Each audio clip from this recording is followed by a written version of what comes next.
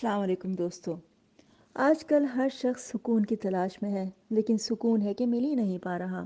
اس کی وجہ یہ ہے کہ ہم غلط جگہ پہ سکون کو ڈھونڈ رہے ہیں۔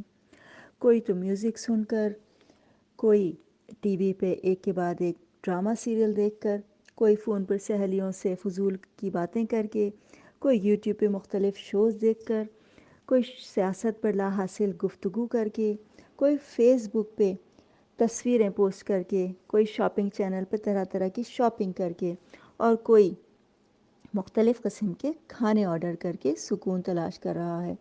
غرض یہ کہ ہر شخص مختلف انداز سے اپنے آپ کو تسکین پہنچانے میں لگا ہوا ہے۔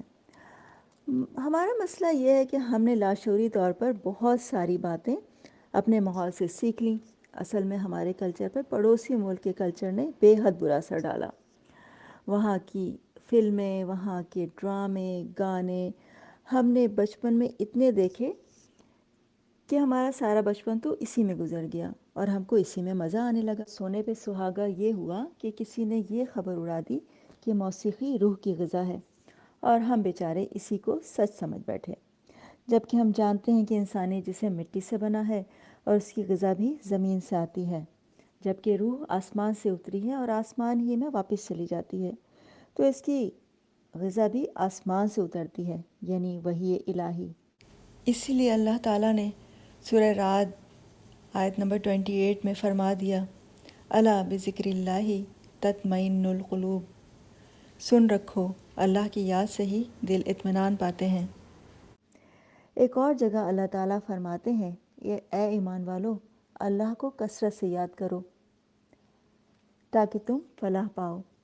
جبکہ ایک حدیث میں آتا ہے کہ اللہ کا ذکر اس طرح سے کرو کہ لوگ تمہیں دیوانہ سمجھیں۔ آپ سوچ رہے ہوں گے کہ آخر یہ اللہ کا ذکر ہے کیا؟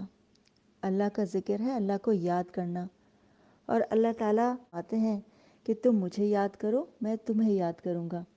ذرا ایک منٹ کے لیے سوچئے کہ جب ہم کو اللہ تعالیٰ یاد کریں گے تو ہماری کتنی اچھی فیلنگ ہوں گی۔ اللہ تعالیٰ کو یاد کرنے کا یا اللہ کا ذکر کرنے کے کئی طریقے ہیں، یعنی نماز اور قرآن پڑھنے کے علاوہ بھی اللہ تعالیٰ کو یاد کیا جا سکتا ہے۔ مثلاً سب سے بہترین ذکر لا الہ الا اللہ ہے، اور بہترین دعا الحمدللہ ہے۔ اس کے علاوہ صبح اور شام کے اذکار، یعنی سبحان اللہ، الحمدللہ، اللہ اکبر کہنا بھی ذکر ہیں۔ اللہ تعالیٰ سے دعائیں مانگنا، اسلامک لٹریچر پڑھنا، اسلامک کتب اور احادیث کا مطالعہ کرنا، درود شریف پڑھنا، نبی صلی اللہ علیہ وآلہ وسلم کی سیرت کا مطالعہ کرنا، غرض یہ ساری چیزیں اللہ کو یاد کرنے میں شامل ہیں۔ اللہ کو یاد کرنے سے ایک تو دل کو سکون حاصل ہوتا ہے، اور دوسرے یہ کہ دل کا غم بھی دور ہو جاتا ہے، اور انسان گناہوں سے بھی بچا رہتا ہے۔ ہمیں چاہیے کہ اپنی زبان کو ہر وقت اللہ کے ذکر سے تر رکھیں۔ ہمیں قرآنی دعائیں اور مختلف دعائیں جو نبی صلی اللہ علیہ وآلہ وسلم نے مختلف مواقعوں پہ سکھائی ہیں خود بھی یاد کرنی چاہیے، اور اپنے بچوں کو بھی یاد کرانی چاہیے، تاکہ ادھر ادھر ڈھونڈنے کے بجائے ہم فٹافٹ موقع کی مناسبت سے ان کو پڑھ لیں۔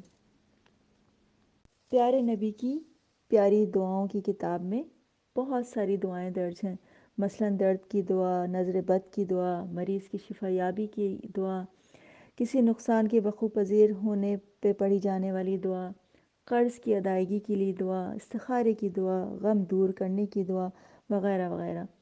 ان دعاؤں کی ضرورت تو ہم کو روزمرہ کی زندگی میں پڑتی ہی رہتی ہے، اور اگر ہمیں یہ دعائیں یاد ہوں گی تو ہم ان کو پڑھ کر فوری فائدہ حاصل کر سکتے ہیں۔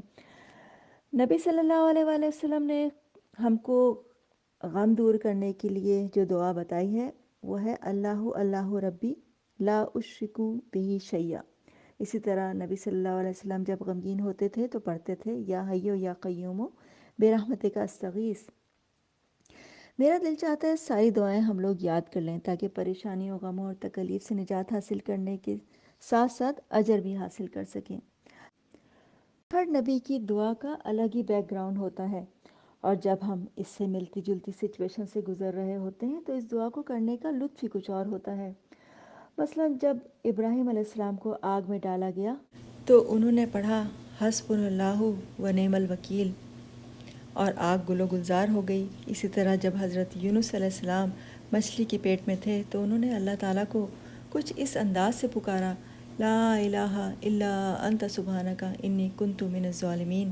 حضرت آدم علیہ السلام اور بی بی حوا سے جب غلطی ہوئی اور انہوں نے شجر ممنوعہ سے پھل کھا لیا تو انہوں نے اللہ تعالیٰ سے اس انداز سے دعا مانگی، ربنا ظلمنا انفسنا وَإِن لَّمْ تَغْفِرْ لَنَا وَتَرْحَمْنَا لَنَكُونَنَّ مِنَ الْخَاسِرِينَ، یعنی کہ انہوں نے اپنی غلطی کا اعتراف بھی کیا اور اللہ تعالیٰ سے معافی بھی مانگی اور اللہ تعالیٰ نے ان کو معاف کر دیا۔